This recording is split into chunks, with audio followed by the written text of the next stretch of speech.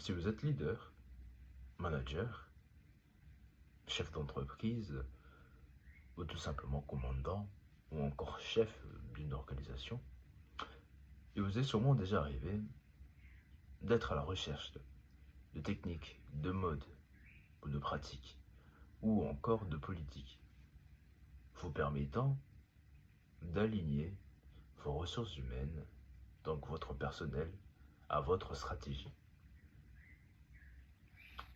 Et bien sûr, dans l'idée dans laquelle cela vous permettrait d'augmenter de manière considérable ou d'améliorer votre performance, votre efficacité et surtout votre efficience dans votre organisation.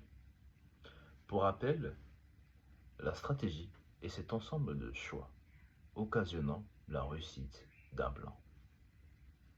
Il est donc d'une nécessité, d'une très grande nécessité, de pouvoir coordonner votre équipe à votre stratégie.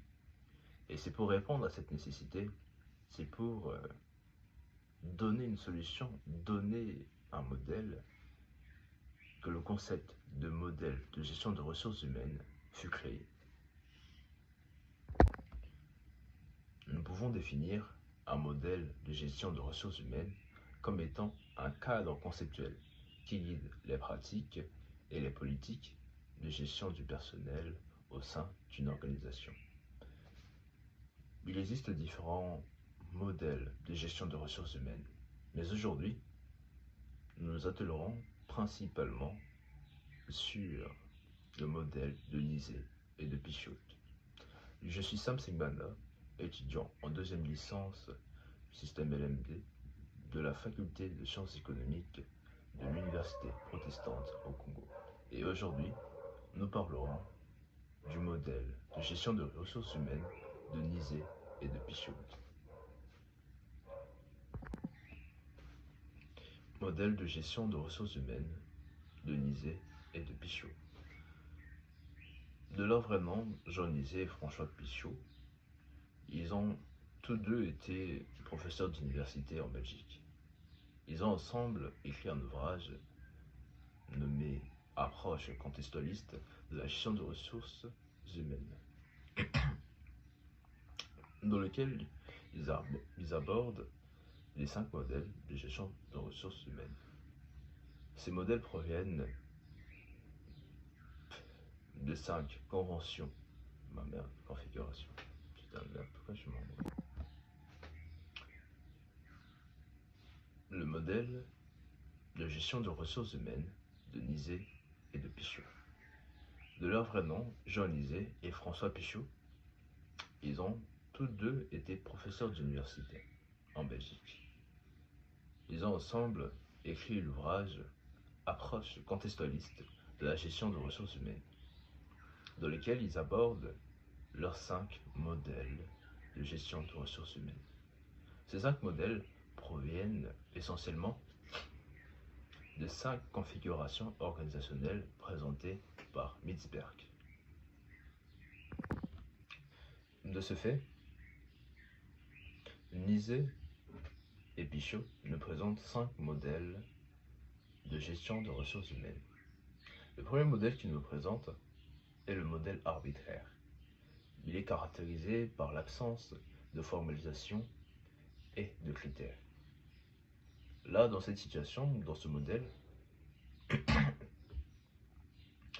la prise de décision dépend totalement de la volonté du dirigeant ou du propriétaire de l'organisation. Le deuxième modèle, le modèle objectivant, est caractérisé par la présence de la formalisation et des critères objectifs et mesurables. Le troisième modèle est caractérisé par la prise en compte des besoins et des aspirations individuelles des employés. Nous sommes dans une situation où nous avons un employé qui aimerait devenir directeur, bon, bien sûr, à quel poste, on va dire directeur des ressources humaines, ou directeur peut-être en ingénierie, ou encore comptable. Dans ce cadre-là, le directeur actuel du GRH et misera ou placera sa formation dans ce sens-là, ou pour qu'il atteigne bien sûr cette aspiration, ou dans des cas de besoin, comme on va dire financier ou autre, pour qu'il atteigne ce niveau. Comme ça, l'employé et bien sûr le propriétaire seront tous deux bien sûr ravis de cela, parce qu'on aura euh, un personnel qualifié, du coup ce qui va augmenter la rentabilité et, comme on avait dit, la performance et l'efficience.